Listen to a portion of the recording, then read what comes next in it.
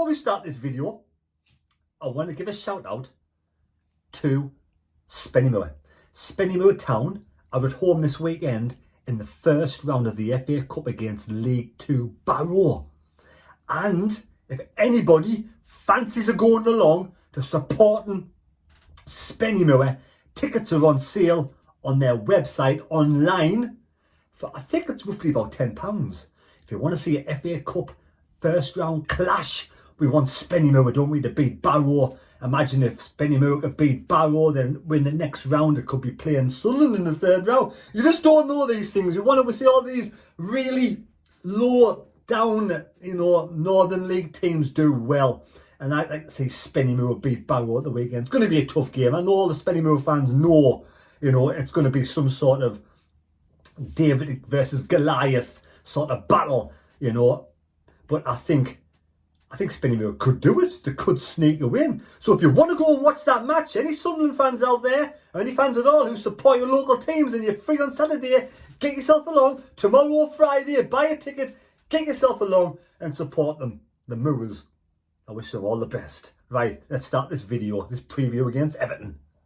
Here we go, back again with another match day preview. And yes, after the weekend's excitement of beating Chelsea down at Stamford Bridge 2-1, there's one or two people on the channel got the correct scores, so well done to the likes of Julie Wolfe, Simo, Claudio Mangerio and Jonathan, amongst others, getting the score correct. Brilliant 2-1 win. What a fantastic last gasp winner from Talby, and you couldn't make it up till the end. The slogan, ever since we've created that slogan, till the end, it's been till the end. Last minute winners, in the playoffs last season. Brentford this season 2-1 at home, and of course Chelsea 2-1 away. What a brilliant start of the season. 17 points after 9 games.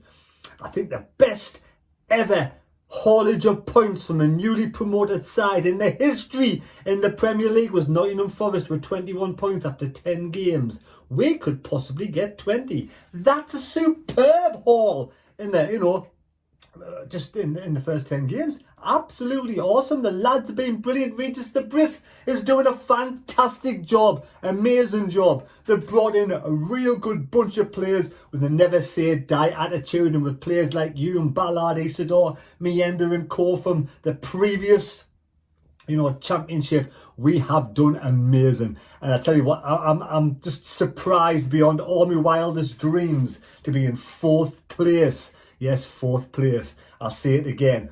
4th place in the Premier League after 9 games. If you double 9 onto 9, it's 18. Double that to 36. We're nearly a quarter of the way through the season, and we're in 4th place. You couldn't make this up, could you? It is absolutely dreamland, and we deserve it after being years in the doldrums, years down in the basement of League One. We're getting our just desserts now, and long may it continue. But we do welcome Everton. Yes, Jordan Pickford's Everton to the Stadium of Light on Monday. Yes, the late game Monday, the last game of all of the Premier League matches. And the Toffees now do play the football in the Hill Dickinson Stadium. Over 52,000 fans in the Hill Dickinson Stadium. And yeah, I think that's just been opened this year. And they lost the first game at home in the stadium last time out against Spurs 3-0. So the form, David Moyes, of course, is the head coach. Good old David Moyes.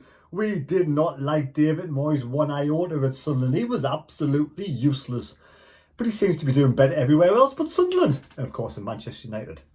Founded back in 1878, 148 years young. David Moyes' Everton are coming to the Stadium of Light. In the last few games, they lost to Spurs 3-0. They lost to Man City 2-0. So, yes, they've dipped in form, but they have lost against 2 decent sides. So we cannot really take that as if, they're not playing very well. They did beat Crystal Palace 2-1 at home, so they've got good form there. They drew against West Ham at home 1-1. And they did lose away to Liverpool 2-1. We're in 4th, 1-5, drawn 2, lost 2 on 17 points. Everton are on 11 points, 1-3, drawn 2, lost 4 in 14th position. The best ever start, like I said, that we've had for a very long time. Equally, I don't know, is it the best ever start now over the Peter Reid days? Because it was joint when we had 14 points. But did Peter Reid in his 9th game win, lose or draw? And some of you statistics out there will let me know. Everton down in 14th, like I said.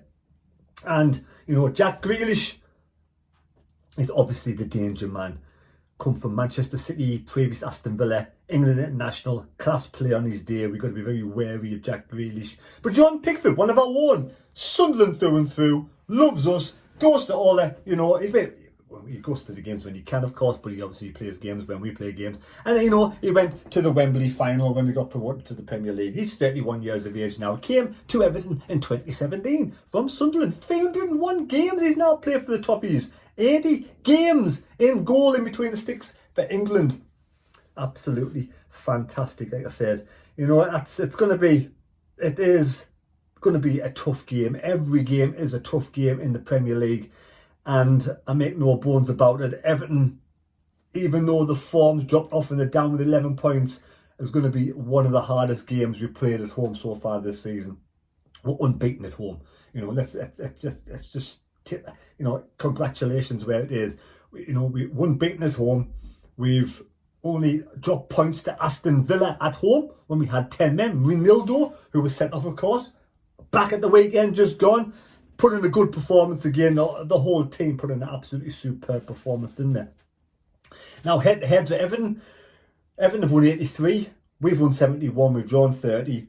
The last 2 games in the Premier League, we did lose 2-0 and 3-0. And we did win that game with Sam Allardyce, of course, 3-0. One of the loudest nights I've ever had, you know, the pleasure of hearing at the Stadium of Light when we survived, of course, in the Premier League.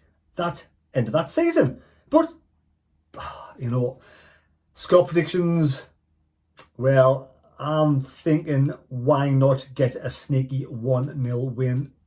It could be a draw, as long as we don't lose. But I would love a win. And potentially we could go into 2nd place. And if Arsenal drop points against Crystal Palace and we pick up all 3 points, our next game is going to be a top of the table clash. Now, let's just go back a couple of seasons. In League One, playing Bristol Rovers, Blackpool.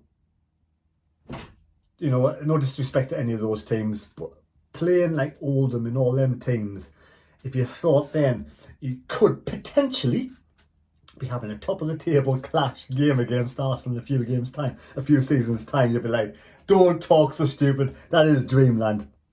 But we are dreaming. It is absolutely amazing. So team news and score predictions. I said 1-0 team news. Do we change our unbeaten side? We have done before, and when we did it, we did lose to Manchester United. Alderete, concussion. 10 days will be up by the time the Everton game starts. But Regis the Briss did say in his previous press conference he's not sure whether he will be out for 1 game or 2 games. But now we have Gertrude in there, Ronaldo back, Ballard, Mukiele, Hume. Do we switch it around to 4-3-3? Or do we keep it to the same system and the same team that beat Chelsea? Let me know your thoughts down below. We say don't change your unbeaten side.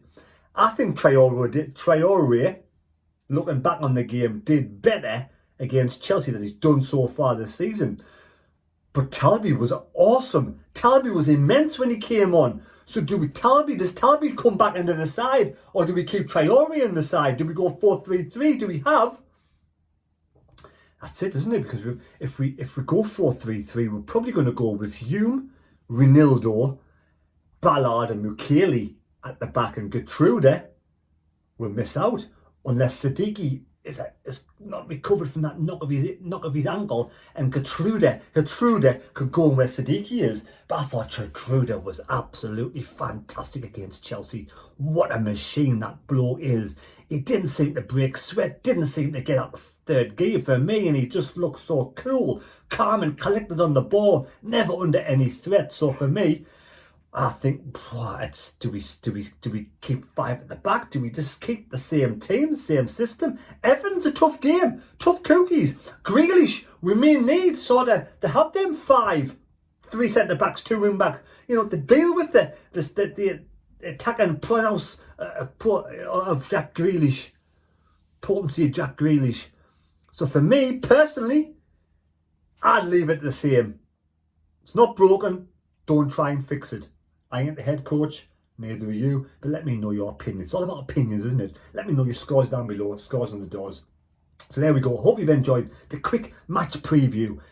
It's another tough one, it's another stepping stone. We take each game as it comes. Regis Debris says 40 points. 40 points is his ambition this season, and after that, it's a Brucey bonus. And I think he's correct. We need to get at safety first.